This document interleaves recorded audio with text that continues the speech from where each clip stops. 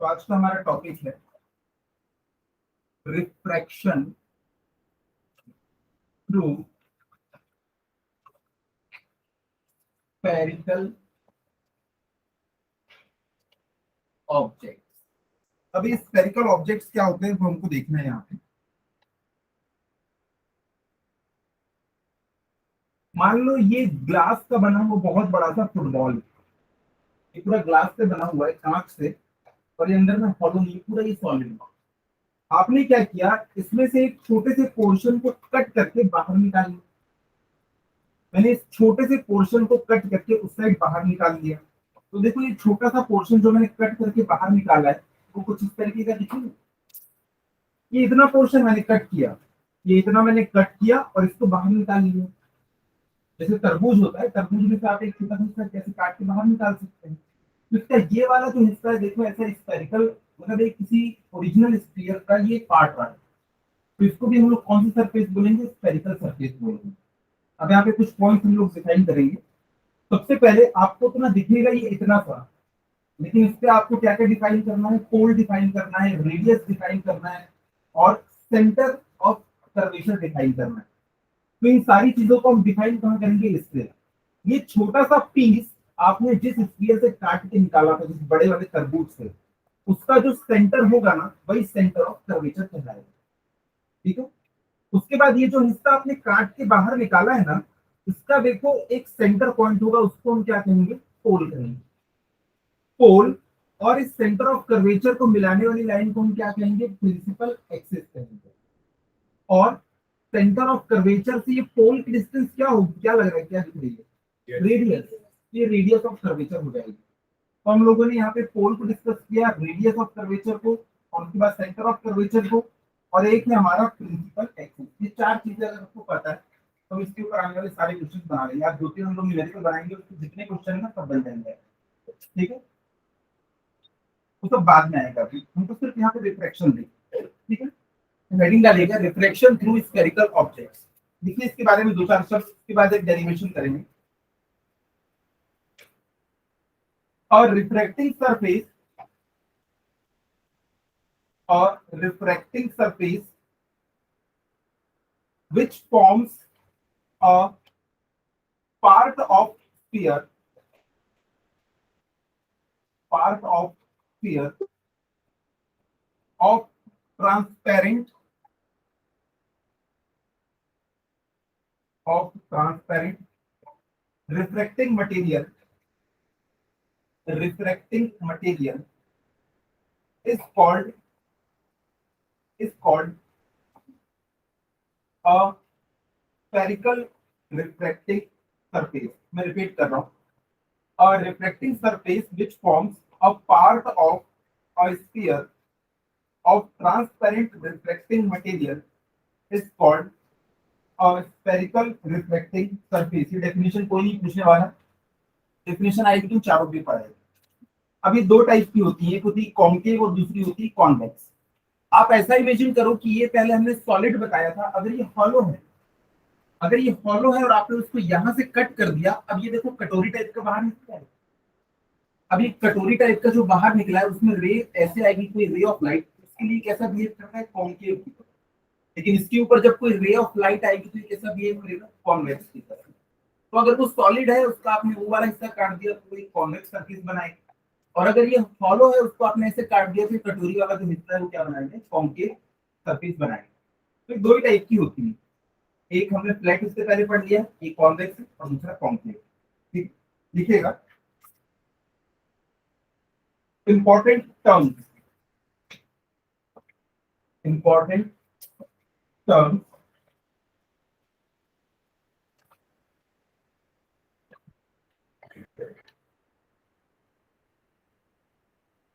ये देखो, ये कॉन्वेक्स सरफेस मैंने बना दी।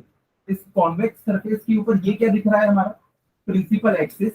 ये क्या हो जाएगा, सेंटर ऑफ कर्वेचर। ये क्या हो जाएगा, पोल। और ये क्या है, इसकी रेडियस, यहां से लेके यहां तक। ठीक है। और वैसे अगर हम कॉन्केव के लिए बनाना चाहें तो कॉन्केव के लिए बनेगा ऐसा, ये हमारी कॉन्केव सरफेस होगी। कॉन्केव सरफेस के लिए बीच में बनेगा क्या, प्रिंसिपल एक्सिस। अब इसका जो सेंटर होगा वो कहाँ होगा?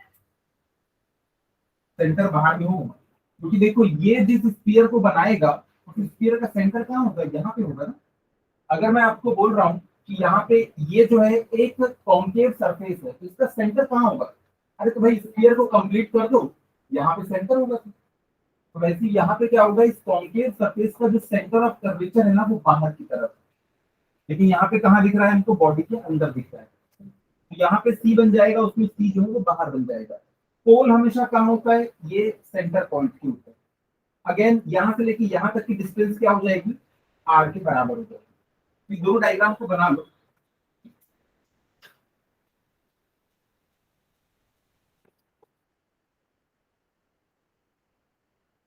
उसके बाद मैं कुछ assumptions बताऊंगा, वो assumptions को याद रख ले। कोई भी न्यूमेरिकल हो तो मिनटों में बन जाएगा। चलिए इंपॉर्टेंट टर्म्स में नंबर 1 लिखिएगा, पोल। पोल क्या होता है? पोल डैश करके लिखिएगा, the centre of spherical reflecting surface, the centre of spherical refracting surface. Pole, the center of spherical refracting surface. क्या आगे का आप लोग खुद से लिख लीजिए, इज कॉल्ड पोल। सब यहाँ पर लिखिए। नंबर 2 लिखिएगा, सेंटर ऑफ कर्वेचर। अच्छा, जहां पोल लिखे ना वहां ब्रैकेट में पी लिख लेना कैपिटल में, इसको हम पी से डिनोट करते हैं। अगला है centre of curvature. Centre of curvature capital C, इसमें डैश करके लिखिएगा, the centre of sphere, the center of sphere of which the spherical refracting surface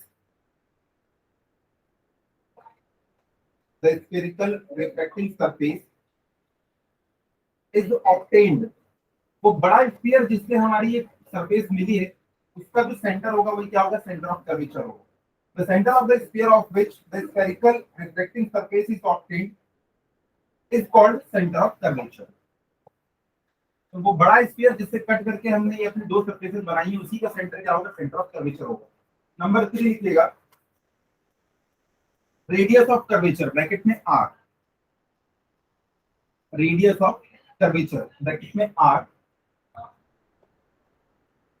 में क्या कर लेंगे? डैश करके, radius of the sphere of which the spherical refracting surface is obtained. जो ऊपर वाला है उसको एज इट इज नीचे लिखना है, सेंटर की जगह रेडियस लिखना है। Radius of the sphere of which spherical refracting surface is obtained is called radius of curvature। radius of the sphere of which spherical refracting surface is obtained is called radius of curvature। अगला है principal axis. Principal axis को कैसे define करेंगे? Line passing through pole and centre of curvature is known as principal axis.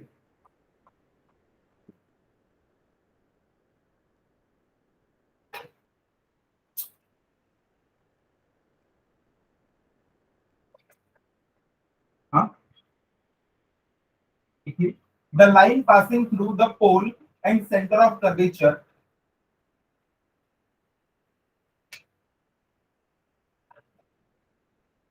the line passing through the pole and center of curvature, comma, extended on either side। दोनों side हम उसको बढ़ा दिए, सिर्फ P और सी के बीच में वो लाइन नहीं, एक्सटेंडेड ऑन आइदर साइड, दोनों साइड हमने उसको बढ़ा दिया, इसी को हम क्या कहेंगे? Principal axis. प्रिंसिपल में आखिरी में क्या आएगा? पीएल या पीएलई? PL, principal. हाँ, पीएल आएगा, फिर तो लिखना। हाँ, हमारे ठीक है, मुख्य मुख्य अक्ष बोलेंगे। चलो यहाँ तक के हो गए। अब देखो दो सबसे इंपॉर्टेंट चीज लिख रहे हैं हम लोग। नंबर 1 है साइन कन्वेंशन।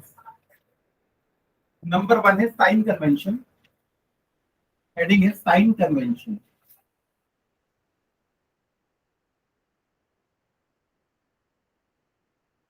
साइन कन्वेंशन में 99.9% गलतियां होती है, बाकी और कहीं गलती नहीं होती। इतना इजी टॉपिक है। नंबर 1 लिखिएगा, all distances are measured from the pole. और आप लोग देखना आज की क्वेश्चन शायद पोल से मेजर नहीं करेंगे, तब करेंगे पोल से मेजर। ठीक है, याद रखिएगा, all distances are measured from the pole of spherical refracting surface.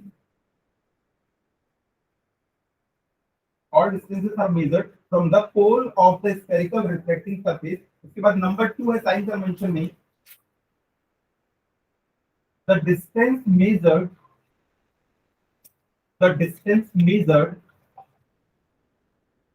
in the direction of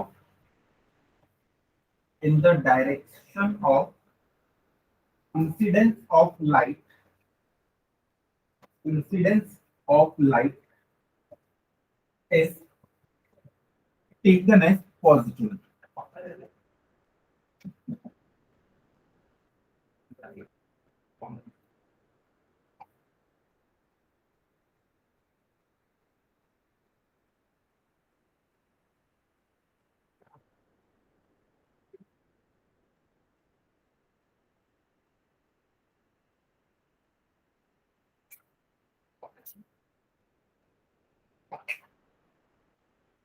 देखो इसमें जो आपने नंबर 2 पढ़ा है,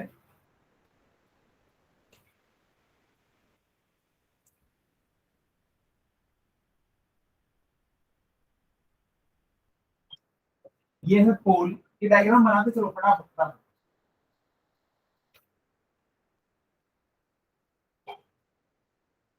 सारी डिस्टेंस हम किससे मेजर करने वाले हैं? पोल से। हमेशा पोल से ही मेजर करेंगे। अब यहाँ पे देखो, मैं ऑब्जेक्ट्स को रखते जा रहा हूँ। एक बार ऑब्जेक्ट यहाँ पे है, एक बार ऑब्जेक्ट यहाँ पे है, एक बार ऑब्जेक्ट यहाँ पे है, ऑब्जेक्ट इधर है, ऑब्जेक्ट इधर है, ऑब्जेक्ट इधर। ये जो पिंक कलर का मैंने बनाया है ना, वो ऑब्जेक्ट है। पोल से लेके ऑब्जेक्ट की डिस्टेंस जो है उसको हम लोग यू कंसिडर करेंगे, स्मॉल यू। और बी से किसी कंसिडर करते थे? इमेज। पोल से जितनी दूरी पे इमेज बनी। तो यहाँ पे तो मैं अभी यू और बी के बारे में नहीं बता रहा हूँ, यहाँ पे साइन कन्वेंशन हम लोग डिस्कस कर रहे हैं। चलो छोड़ दो, अभी यहाँ देखो, ये हमारा ऑब्जेक्ट है, ये बाहर में है, जो भी हमारी स्फेरिकल सरफेस है। तो रे कहाँ जाएगी? इसके अंदर जाएगी।